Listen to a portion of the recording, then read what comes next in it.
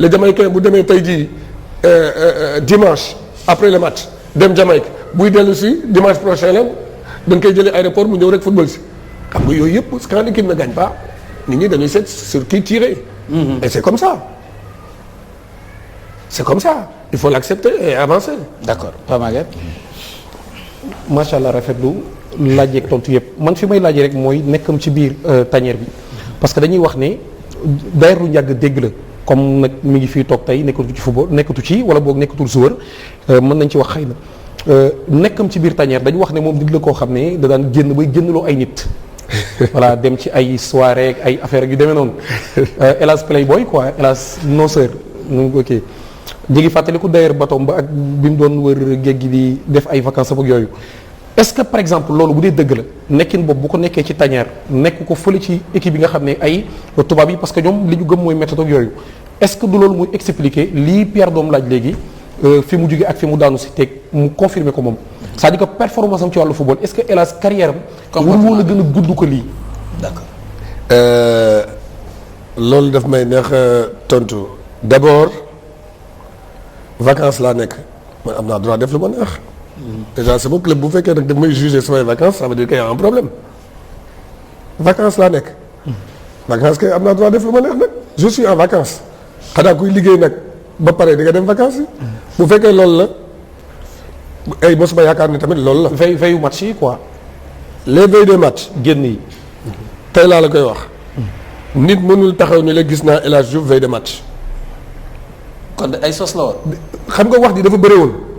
le témoin est là. donc un des grands témoins mu ngi nii. moom bi ñuy nekk équipe nationale si ñu doon garder ñi ñu doon wax naan sécurité Sénégal ngeen garder ko si la bokk. mais El Hadj Sénégal Libéria. Libéria Sénégal. ba gis Stéphane mu ne doo dugg ci avion bi parce que guddi gi da nga génnoon.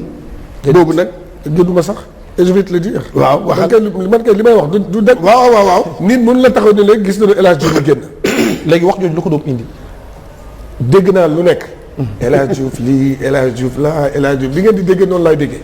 dama la koy wax léegi nii. mais comme sama yaay rek li mu wax. ma ciy dellu encore sànq. nga ni kat nan nga dundee El Hadj Diouf ak wax yi. man sama yaay doon toog ma wax ko leer ma ne nga meer ku mu doon sagoom am doom bu mel ne El Hadj Diouf. effectivement wala El Hadj Diouf dëkk sa kër. exact li ñuy wax bu mu la laal bu mu la def dara yow fa nga toog fa rek xamal ni du ma la mos ñàkkal fayda. c'est l'essentiel. après El Hadj Diouf tëb na génn mosul am mais dama ni El Hadj Diouf tëb na génn 2002 affaire yooyu yëpp Bruno moo ko bàyyi su lu mu nekkee tatati mais je ne peux pas marquer 9 sur 14 buts que le Sénégal a marqué en n'étant pas sérieux quand même. mais non attends parce que kii li la wax nii. waaw non El Hadj non El Hadj parfois témoin des faits man témoin des faits là ñu retourner un peu. Libéria Sénégal on doit voyager. et jour boobu le Sénégal a gagné 3-0 sans yow. ñun la jeté où. waaw voilà da ngay ñëw gis fa mu ne yow mii. fanaanoo fi doo kii soit moom yow yaa yéeg ci avion bi ou bien moom mu ñibbi waaw loolu. man la lan la woon dem ni dama génnoon dem boîte. waaw. dew ma woon boîte. foo nekkoon mun la wax ni ma nga woon foo boîte. nekkoon. à chaque fois je faisais venir mes amis d'enfance ñoom laa doon nekkal ba ay 2 heures 3 heures. ci hall hôtel bi wala. du ma nekk ci hôtel bi. biir chambre yi. waaw mooy génn bi. non dañ ni El Hadj Diouf dafa dem soirée bi. boîte. boîte de nuit ngeen doon dégg. waaw. xam ngeen boîte de non. waaw mais comme génn nga rek comme découché nga rek non comme découché nga comme génn nga. non mais léegi ma laaj la benn affaire. waaw léegi je vous pose une question. waaw man léegi su ma yow yaay sama entraîneur. waaw su may génn di découcher. waaw su may génn di découcher. et chaque but man maa koy dugal. waaw mais dama bàyyi ma découcher. dama naan la chaque jour découché man kay bu boobaa dama lay wax chaque jour xale yu jigéen ñi am nañ si seen wàll tamit waxal ma dégg. peut-être boo découché wul woon mën nga gën a performant donner 1000%. maanaam performance amul 1000 amul 2000 amul 3000 la performance moom. xam nga lan la les buts qu'il nous a fait gagner man moom laa dugal. après nit ñi mën nañ ko tuddee xam nga nit ñi ñoom ñooy wax ak seen ay mots performance lii wat la man loolu xam nga looloo tax man la management. man su may entraîner Léo Messi moom baax na mu la wax suba Léo Messi di génn jaar nii di génn te am nañu final Champions League du ma xool fële laay xool. les résultats. non fee laay xool dama koy xool du ma ko xool moom xam naa ne Messi ma ngi génn di dem. mais doo ko xool. du ma ko xool fee laay xool suba bu ñuy def balade bi nag avant match ndax équipe yëpp avant match dañuy balade 11h 1 heure de temps waxtaan réveil musculaire et tout ça si laay ñëw ba ci moom ni ko booy dem gis naa la nga génn de fan nga demoon. de toute façon je compte sur toi lépp loo mën def ko tu es le meilleur de toute façon j'ai rien à te dire tu es le meilleur parce que il faut que mu xam ne gis naa ko. j'ai besoin de lui. du ma ko sonal.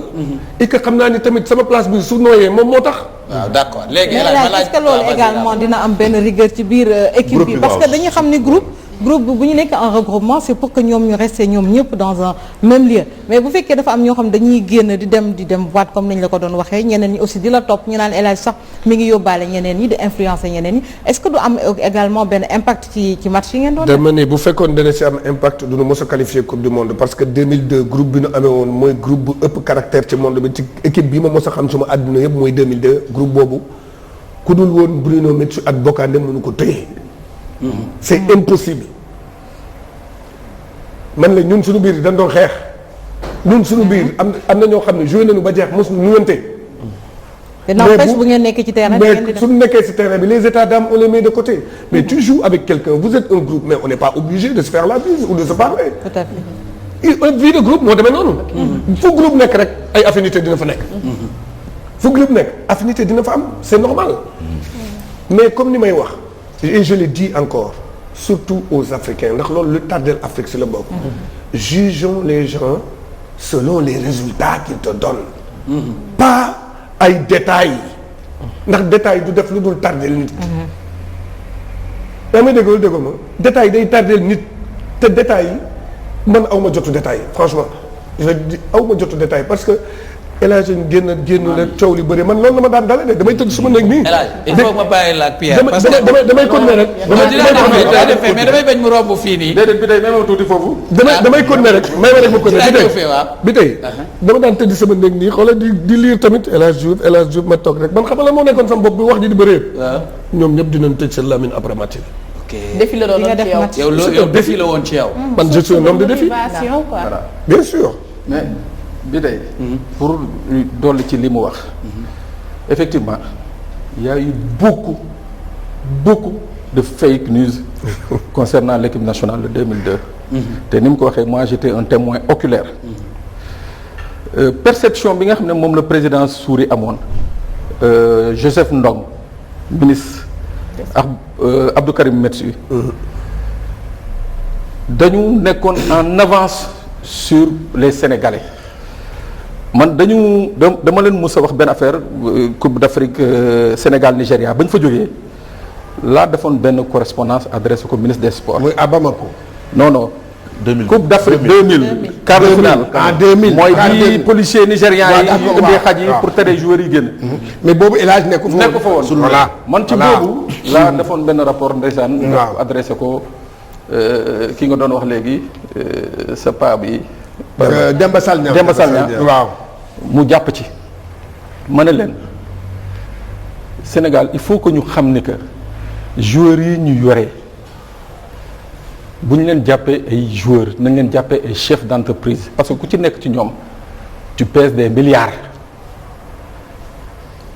te un chef d'entreprise am na ni nga xam ne tamit dafa am noo koy manager c'est ce que Abdou Karim Metsu avait compris génn yi daana am effectivement mais pas autant ni ko nit ñi doon waxee dans les formes man toog nañu Bamako mu ngi ni ñuy dégg foofu histoire de Blaise Viviane mais on a rigolé toute la nuit. mu ngi nii on a rigolé toute la nuit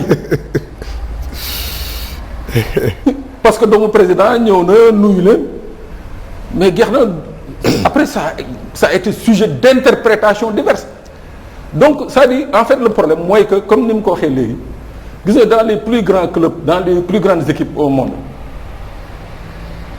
gars yi yooyu dañ ko doon manager dañ doon gérer ces détails parce que c'était des détails. L'importance xam nga mooy lan mooy nit ki li mu doon produire et quel que soit problème yi mu doon am au sein du groupe effectivement il y avait des problèmes. Mais c'était des problèmes yi nga xam ne ça venait de l'extérieur. mais bon. Pape man d'accord ma fa ak yow. waaw parce que au niveau dafa demande ay exigences. waaw effectivement mais non nekk boîte mënoo nekk boîte ba 3 heures du matin bëgg a performant la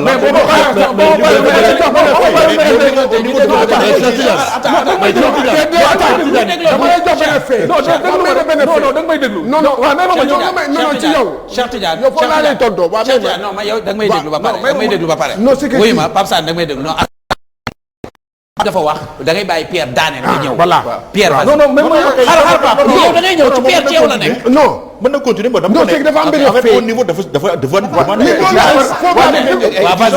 vas-y. El Hadj Diouf mu ngi nii di may dégg.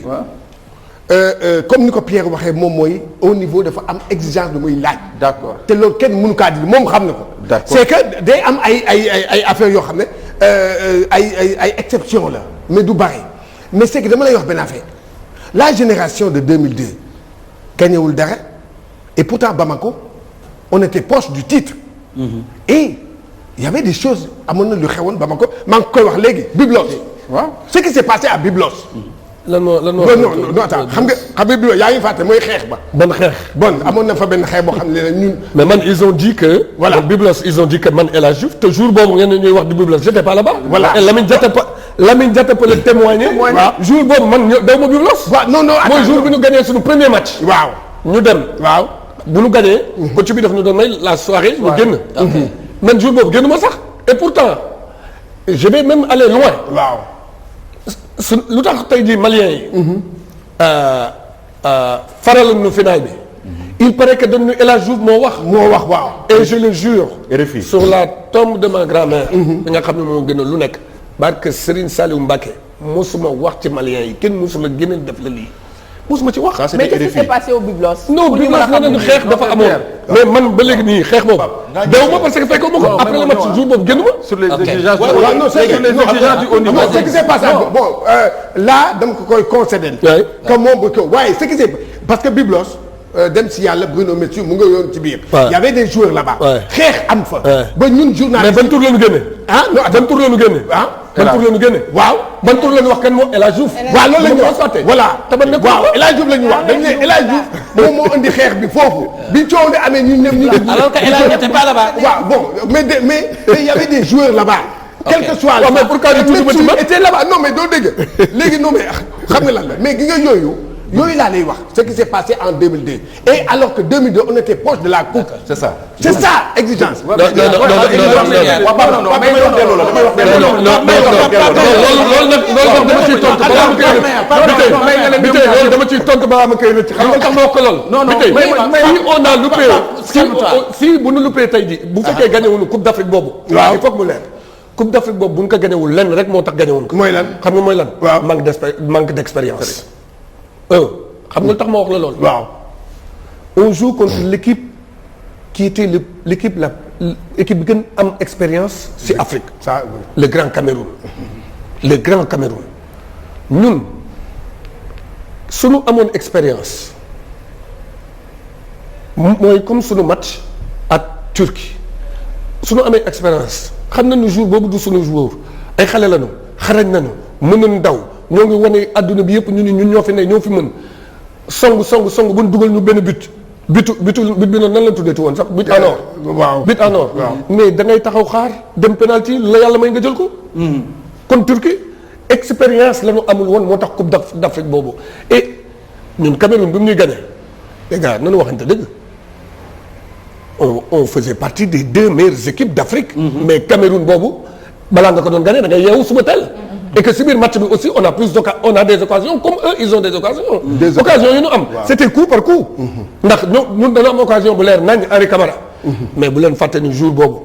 en jëfi yéen si la ko Sénégalais yëpp xamee. dañuy waxante tamit dëgg. mënuñu jël tey jii Sénégal gagnewul coupe d'Afrique boobu c'est parce que exigence yi ñu doon laaj. ak affaire yooyu non il faut que mu leer dafa ko dagg. non il faut que mu leer ndax du woon problème mu exigence. ndax bu fekkoon exigence la ndax tey ku am équipe exigence loolu sans exigence lépp la mën def résultat final lan la laaj mooy na nga gagné. waaw tout le reste c'est du pipeau. d'accord naa ak yow sànq bi nga ne le haut niveau dafa am lu mu laaj. oui vie de groupe dafa am lu mu laaj mais chaque groupe dafay am exception. te yow yaa nekkoon exception. xam nga fi ma bëgg a rebondir. que ma bañ def ma doon exception. xam nga tey pourquoi ma ni mais li nga doon def au niveau dafa demander exigence parce que man xam nga lu tax ma wax loolu. bàyyi ko Pape xam nga lu tax ma ne au niveau dafa demander ay exigences. te loolu bu ñu koy wax dañuy wax également côté hygiène de vie. tey sénégalais yi ñuy fàttaliku ni en 2002 bi ngay wax Sénégal-Suède.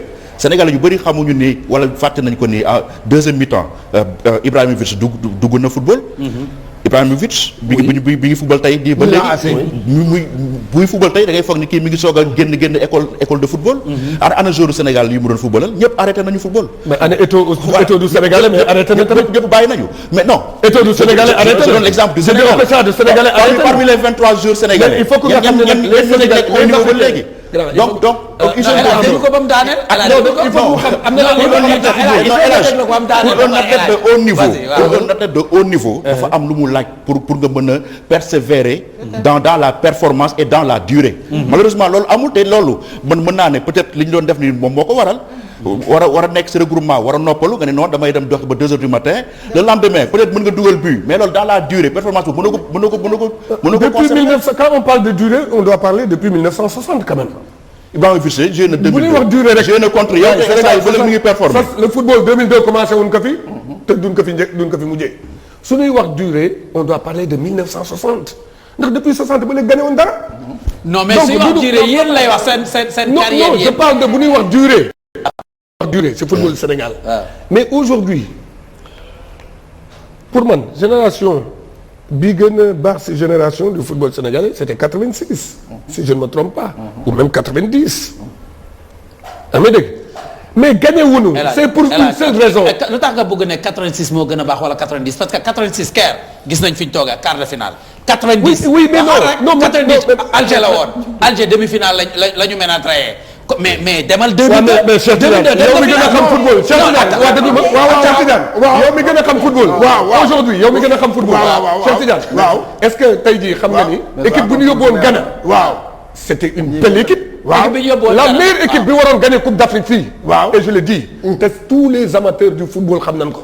c'était l'équipe de Amara Traoré. dafa waroon dem lekk ñëpp Coupe d'Afrique avec tous les joueurs qu'il avait. amuñu woon sax équipe. parce que ñeneen ñi amuñu woon équipe. li may wax dafay leer bu baax. ñeneen ñi amuñu woon équipe Amara Traoré. ñëw match éliminatoire yi. Cameroun. mu dóor. dëgg la ñëpp mu dóor. je suis d'accord empoché point yëpp. xam nga lu manqué bi ñu demee le Sénégal était favori dëgg la woon dëgg. bàyyi ko waaw bi ñu demee le Sénégal était favori. mais Sénégal 2-1 2-1 2-1 mu toog. l'effet d'un tournoi. il faut que bàyyi ñu ñëw. may ma tudd. waaw dinaa la bàyyi. dinaa la bàyyi parce que uyu ma Gomis. Gomis may ma tudd lu ma doon wax. waaw di nga ñëw Pape Sané. Charles Charles coupé ma micro yëpp ma réglé débat bi coupé ma micro yëpp ba mu des bu élage bi. voilà coupé nañ seen micro léegi déglu leen ma il faut que déglu ma coupé nañ sa micro tant que waxuma ñu taal ko duñ ko taal. c'est-à-dire dafa am ñu ñuy seetaan te di nekk ci débat bu neex actuellement ñëpp a ngi taxaw di déglu buñ ko sorxoo nit ñi duñu déglu c'est-à-dire ku bëgg a wax na nga am discipline def nii ñu jox la même élage bu rombee étape boobu téyel fi nga téye xaar ko bu ñëwee delloo ko parce que sinon élage daf ñuy wër te liñ bëgg a am duñ ko am voilà vas-y Charles taalal élage kenn war de gis nga ñun suñu football booy xool suñu kii kaan yu bare mun naa ne sur les kaan yu barewul kaan yu bare yu ñu dem ñun on pouvait gagner la coupe il faut dire la vérité. dëgg la 2002 bi ngay wax xam nga sànq yaa ngi koy wax ci sa biir wax nee nga 2002 tu as parlé de Peter Schnittger. 2002 bul fàttali ne 2002 mu ngi soqee ko 2000. dëgg la 2000 bi moo ñëw yéen ngeen ñëw kii ko équipe bi dëgër kon tey jii boo ma nee expérience man xam nga nu ma wax. man damay ne. ñun on avait parce que dans cette équipe là il y avait au moins am na ci ñoo xam ne def nañu seen deuxième CAN. oui. il y avait deuxième CAN. donc ñëw nga et booy xoolaat. Rigobert Song était à combien de CAN. waxaaral kan ngeen éliminé. El Hadj bul fàtte ne seen premier match en 2002 vous avez kii ngeen gagné Égypte. match nul. non c'est que da nga. non tu parles de la Coupe d'Afrique. non waaw waaw but de Lamine Diatta. voilà da nga pattal kii Égypte. waaw waay nga ñëw deuxième match ba gars yi di wax le chat noir ngeen dóor kan yéen ngeen ñëw dóor. ñu dóor kii wax Zambie. après lan boobu qualifié Sénégal qualifié na. quart de finale kan la ñu njëkk a am le Nigéria. dañ di fàttaliku xoolal. non quart de finale ñun ñu ngi am kii waxuma RD Congo. mais yow ki nga am moom mooy kii Nigéria. xoolal yow sa yoon bi nga. Nigéria demi-finale. Nigéria nga am demi-finale. ba pare doon fayu parce que en 2000 Nigéria dafa dégg ma la wax mu ñëw fayu. non mais capitaliser woon na expérience bi El Hadj Diouf bëgg a wax. on est venu en finale. avec quelle équipe. on joue avec une équipe boo xam ne c'est pas le pays organisateur. on jouait avec le Cameroun. et le Cameroun au départ avec parcours Sénégal Cameroun dafa leen ragaloon. au départ est-ce que xam nga dans le match pour revenir rek. dans le match ñun aussi dañ leen ragaloon ah non attends. si attends. xam nga la mooy ragal après 20 minutes de jeu. peur de perdre. waaw peur de perdre dafay am final la benn match la. mais t'as peur de perdre ce match là ñun bi ñuy toog la veille sama bopp xam nga lan moo si nekkoon mën naa la wax ni la final bi yëpp nelawuma comment les Sénégalais nous attendent bu ñu gagner coupe bi war ko yóbbu pour la première fois au Sénégal sa bopp yi ci war a dem yëpp yaa ngi. raison boobu moo la raté le penalty bi. final bi avant l'heure. non raison boobu moo la raté le penalty bi. non on l'a pas joué avant l'heure mais loolu c'est normal ku football dina la ko wax. avant tournoi bu demee noonu Coupe d'Afrique Sénégal mosul def finale et là où je dis may dellu si encore si manque d'expérience. penalty baa ngi. manque d'expérience sa penalty bi nga raté gi nii loolu la ko raté loo mooy loolu. mais man rek la Sénégalais yi baal lépp. mais waraat ko penalty bi lan nga doon wax. ba nga ratee lii instant bi moment bi la après lan nga wax ci sa bopp instant yooyu noonu ba nga ko ratee. franchement tu veux savoir la vérité. oui. J'étais dégoûté pour mon peuple. amoon naa lu ma metti parce que li ma yéene woon sama dëkk. ok aw ma ko jour boobu. mais nag bu nu fàtte ni après boobu dafa jeex xam nga lu tax. parce que il faut pas oublier j'ai raté le penalty mais j'étais le seul Sénégalais bu nekk meilleur joueur d'un tournoi de Coupe d'Afrique man la. ak li ngay dégg ñàkk sérieux bi. day génn dem boîte day lii day laa coow laa ngi nii dem amul beneen Sénégalais. après ñu ñëw Pape Sané. coow laa fi nekk rek mais li may wax encore une fois de plus manque d'expérience boobu ma doon wax Cheikh les Camerounais étaient à combien de Coupe d'Afrique ñun dañ leen doon taxaw di leen xool ñuy football Cheikh xam nga ni expérience lu am solo la ci dëgg la équipe et ñun bi ñu demee ba final tam perte ko expérience mais c'était la première fois sénégalais yi sax baal nan nu ko expérience loolu war a mental. non il y a l'expérience et le mental parce que kuy footballal Cameroun xamal ni mënoo am mental bu leen gën a baax ñoom parce que le Camerounais quand ils sont mauvais c'est là qu'ils gagnent et quand ils sont bons ils gagnent jamais li may wax am na wala amul. si football laa lay wax de. d'accord mais là il y a des détails dans le football yoo xamal ne au niveau il y a des détails bien vrai que dañuy naan expérience mais. hormis expérience waaw. coach boo paree doo waxaat Pape Sané. par rapport à li ñuy wax les exigences de haut niveau. waaw am na. man voilà doomu sportif là je sais bien. je sais ce que man sportif là man it. dëgg la. je sais ce que ça veut dire. mais je dis que. waaw ce qui s'est passé en 2002. il faut que tamit les Sénégalais sachent raison garder. non li may wax moom c'est clair c'est pas parce qu'il est ici que je le dis. dëgg la. moom toog nañu fa nga xam ne. clash naa ko moom il est là il sait. mais je dis une chose il y avait plus de l'immaturité. ci ñoom joueurs yi. dëgg la.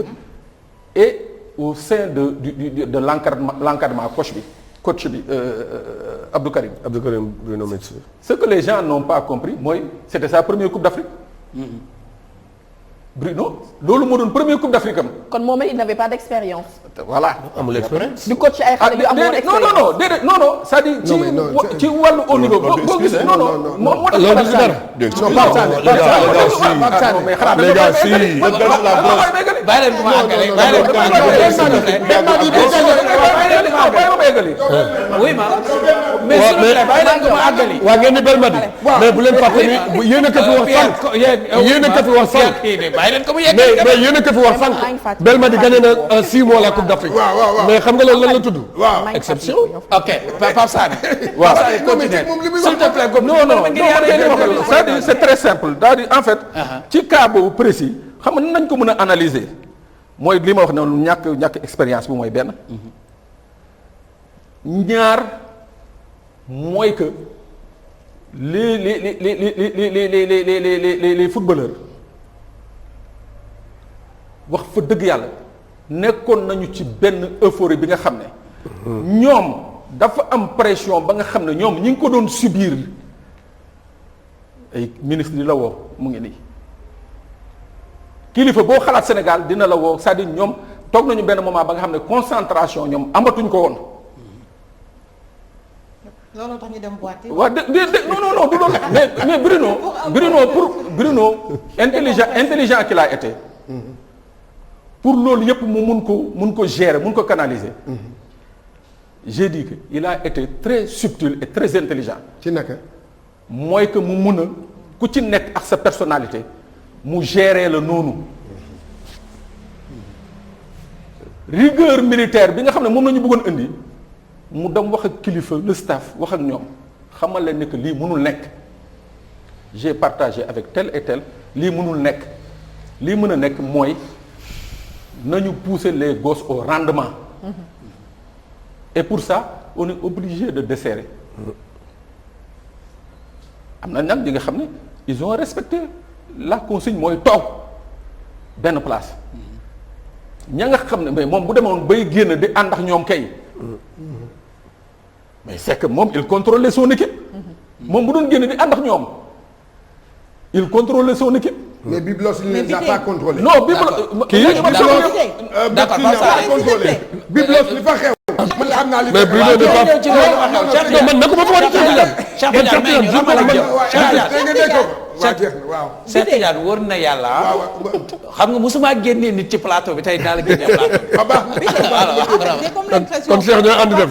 waaw ñu ànd dem. Pape Sané da leen di dédouaner en fait. non je dédouane personne. C'est l'impression que j'ai parce que les exigences du haut niveau comme ni ko Pierre waxee je pense que am na boo nekkee en regroupement li nga xamante ni c'est des exigences parce que tey jii El Hadj j'ai comme l'impression que moom dafay jël à la légère mooy nit ki bàyyi ko ni mu ko sentir mais l'essentiel mooy mu am résultat le résultat final pour moom loolu mooy essentiel bi mais attends bu fekkee ci dynamique boobu la ñu demee à quoi ça sert maintenant nga xamante ni da ngay toll ci benn haut niveau ki exigence de haut niveau nga bàyyi ñii nga xamante ni li ñuy sentir mooy génn dem défouler tuuti décompresser pour ñëwaat. parce que ni wax baal de génn baal de ngeen di wax sànq ba léegi nee naa leen baal amu fa. non damay wax en général ni mu ko expliquer ne moom bu doon moom par exemple il a même cité un joueur ñëw ne ko gis naa la démb nii ak nii wax ak moom ci pet daal d'accord mais ñëpp yamuñu quoi je veux dire su fekkee bàyyi nga un coach mu génn gis Pierre également mu génn ñeneen ñi toog non ñëpp mën nu génn madame xam nga lu tax xam nga vie de groupe nan lay demee.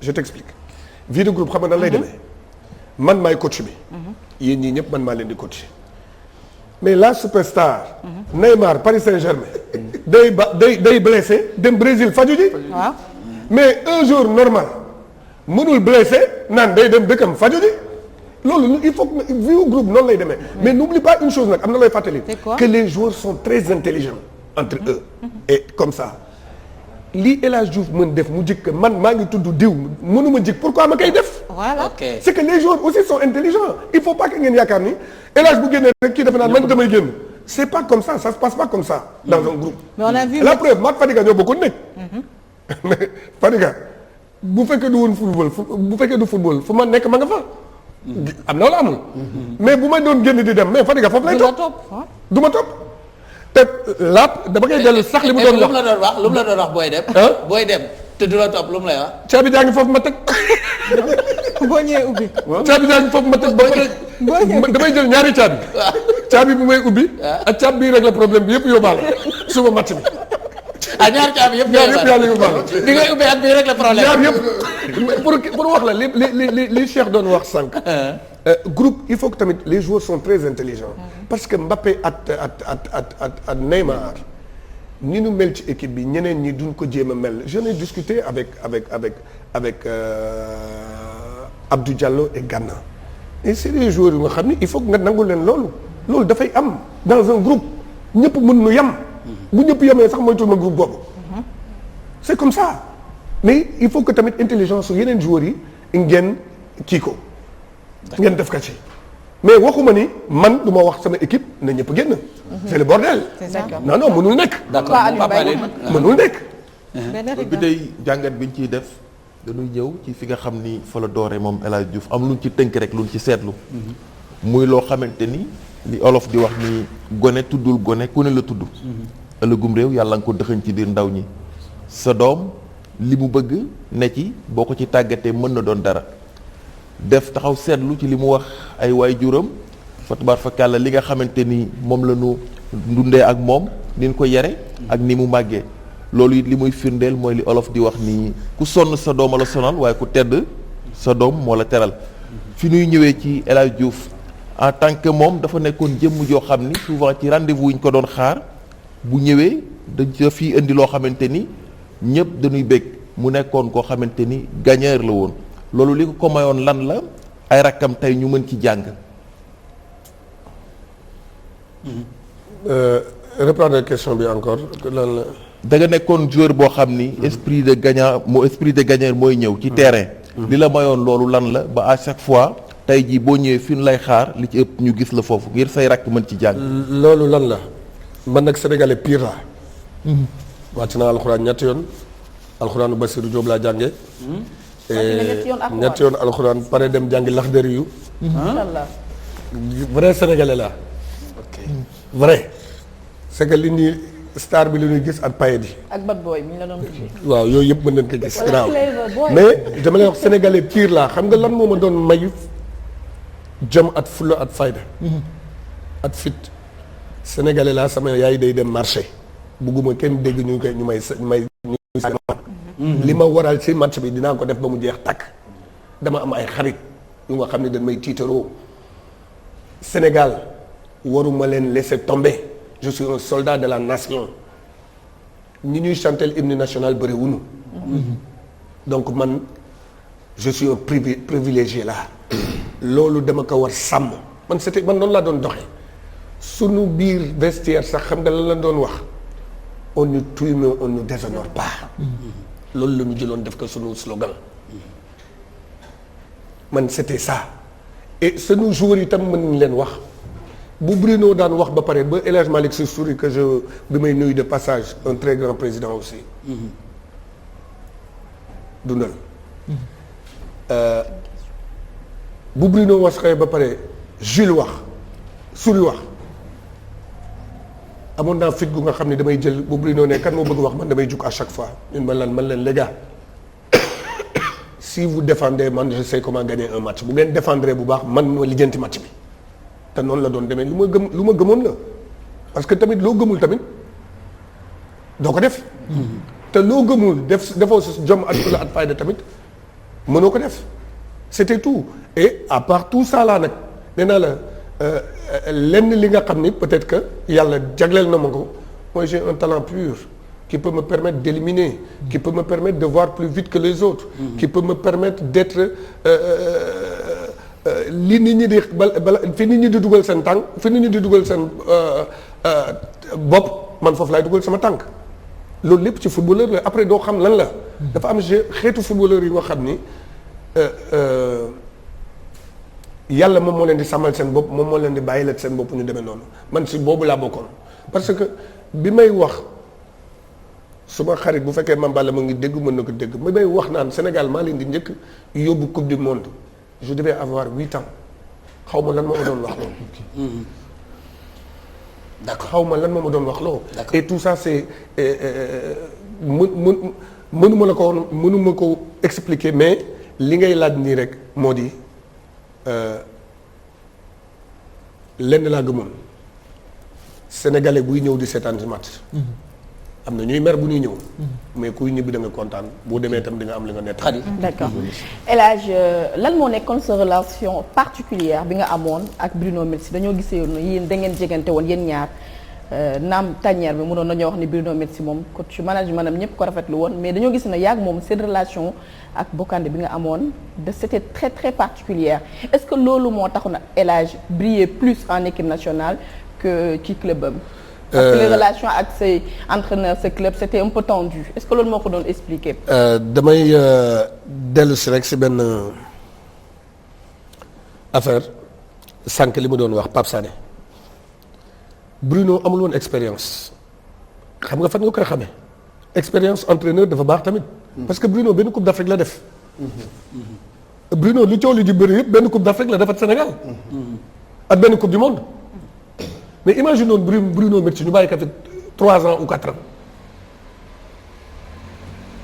amul woon expérience bu la koy wax moo di am na ay match yu nga xam ni peut-être que ak tout le respect que je dois à Bruno ñëpp xam na ni fi ma ko teg am na match yu nga xam ni par exemple changement yi wala mën na ni kon Turquie mënoon na noppal El Hadj Diouf ba deuxième mi-temps.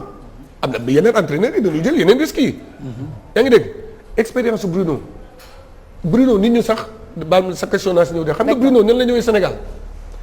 le Sénégal était éliminé par la Guinée. le match aller. Guinée moo ñu dóor match aller boobu man ñëw ma. Guinée dafa dóor Sénégal war ñëw fii seen fédération am problème ñu yóbbu leen lan comité de normalisation. ñu aj leen Sénégal récupérer place boobu. ndax Guinée bu ñëwoon fii def match nul ñu tey jii kenn du ñu xam ndax Bruno ma ngi woon foofu Guinée nag bu mu kiiwee Sénégal nag séparé woon Peter Schnittger ñu naan kan moo leen di dem di ji kan la ñuy jëli si la jëm si ñoom ñoo ngi si dëgg tey man maa ngi ci fen Pape Diouf ni que entraîneur u Guinée bi mën naa ko indi Sénégal suuri ma ngi may déglu laaj Malick Cissé noonu la Bruno ñëw Sénégal ok yaa ngi dégg et Bruno franchement je te dis la vérité man dama koy yërëmoon parce que l'amour qu'il avait pour le Sénégal xam nga nit ñëw am fi soxna ba pare nangu tuub man gis naa Bruno bi muy commencé gis naa Bruno bi muy waaj a génn àdduna nit kuy waaj a génn àdduna mu xam ne que yow ay fan rek la fi dese mu naan jabar ji su ma génnee àdduna suul leen ma Sénégal si cimetière boobu ma demoon ñu doon jullee yaayu Fadiga donc tu te rends compte Bruno beneen dimension la woon mu doon wax jabar ji fi ngeen may denc foofu nga ma yóbbu woon sa papa nekk Viviane donc loolu lépp tey jii su ma ko jaaree ak Bruno ba tey jii di wax lii ça veut dire que man dama ko yërëmoon parce que l'amour qu'il avait envers moi Bruno moo njëkk taxaw ak Bocandé ni ma xam nga ni loolu boo nu dégloo tu seras le futur ballon d'or man mosuma xam sax parce que Sénégal mosuma am ballon d'or mosuma sax xalaat mosuma ko xalaat ba pare ñu bëgg bu nga xam ni ma ne loolu ma ne ñii dul ma gën a gore xam naa ni coow li dina bëri ci man El Hadj Diouf jàppale El Hadj Diouf équipe 2002 bi lii wala la mais journalistes yi du ñu am lu ñu bind suba ndax après match boo gagné victoire rek la ñuy bind gagné dootu bind dara ak loolu. man looloo nekkoon sama problème. du woon leneen. mais par contre lenn mën naa la ko wax. peut-être que lii bu amoon suñu jamono du ma def carrière bi ma def de. ndax fu ma dem ñu snap ma fu ma dem ñu jëndee ma benn entraîneur dootu am ci confiance ci man. chance boobu ngeen amoon. ñun c'était la chance qu'on avait. c'est que na nit ñi xool autour la chance que le 2002 avait. ñoo bokkoon ndey ñoo bokk bàyyi malgré que man ak Henri Camara bi ñu bàyyee football lañu gën nekk ay gars yi. parce que population bi ñoom ñoo ko xajamaloon. y avait rien. jàppal El Hadj Diouf jàppal Henri Camara sama jabar moom mooy mareenu doomu Henri les jumeaux. gis naa mu posté ko ci Facebook am. mooy seen lépp. tous les dimanches dañuy jëli xale yi yóbbu leen. Henri c'est mon frère il a toujours été mon frère maa ngi fàttaliku Jap bi ñu demee coupe du monde ma ngi nekk nii si lalam ndeysaan moom a jëm si yàlla gi Pape Bouba Diop ñu bind nii El Hadj Diouf et Henri Camara se chamaillent à l'entraînement ma ngi lekk banaanaam de tëdd nii si lal bi naan ma dégg naa dañ doon xeex. alors dañuy jàll ci beneen point. yaa loolu il faut que ay ñaar ñu war a dem war a xeex ndax benn affaire pour seen dëkk il faut que ñu jàppale leen xool bu ñu xool Diao Baldé ak Sadio Mané ñu bu jéem a leen def ennemi mais par contre am na loo xam ne dañ naan nan laa koy tuddee encore Henri bëgg na raw El Hadj Diouf si football. El Hadj Diouf tam bëggoon na ko rek concurrence boobu il faut que mu seen. il faut concurrence bi mu seen. ak man li nekk sama xarit yëpp j'ai toujours voulu être le meilleur sur le terrain.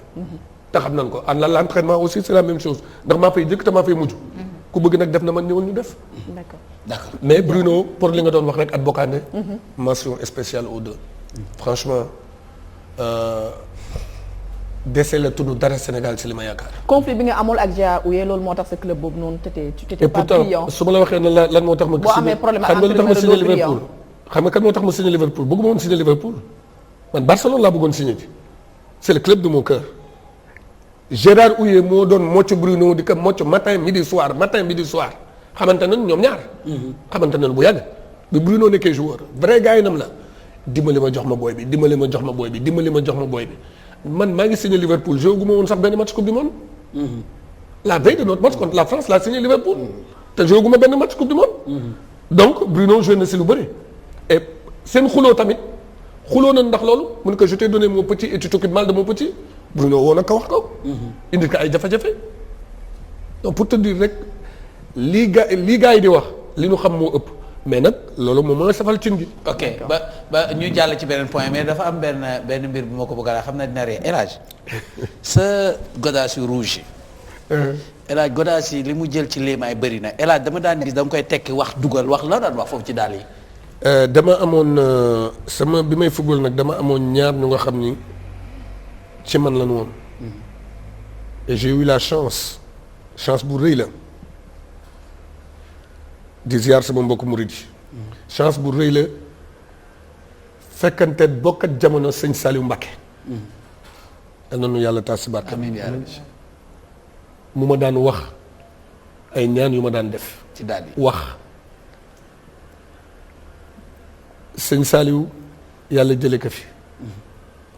ma amat relation yu amul fenn at sëñ Baara Mbacké. ok yu amul fenn laa lay wax.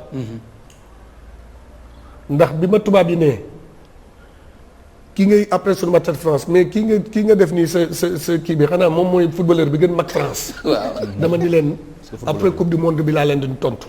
te dama jël équipe bu France bi gën mag France 2 yóbbu leen Touba ni leen kii moo leen mën tontu kii mooy kan. ok man xaw ma ko. tu as été le premier joueur bu ko def affiché photo Sëñ Touba nii à l'international ñëpp xam ko nga pare. ndax man dama sama maam bu jigéen Adja Thiara Mbodj bu nekk Louga ñu bëri war na ko xam fii sama maam boobu dafa doon doomu Sëñ Touba bu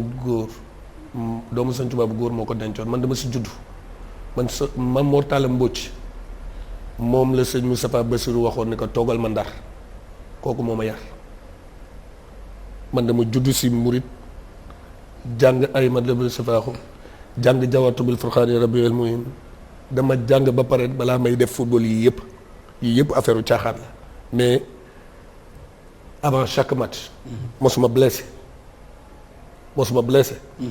avant chaque match set sëñ Fallou lay door samay dàll sol dem sama li ngay gis noonu si dàll yi Mouhamadoun tout le temps def ko ci dem sama mos nga dégg ñu ne El Hadj Diouf blessé déedéet parce que dama doon bàyyi xel ci loolu moo tax à chaque fois dama doon bàyyi xel ci loolu. alors mel ni ne am na benn kii sax relation mën nañ ko ak actuel xalif général des Mourides. daal yaa ngi noonu ñu lay wan sànq de. kii yow dafa mel nag ma xam wala dafa am loolu la ci wax.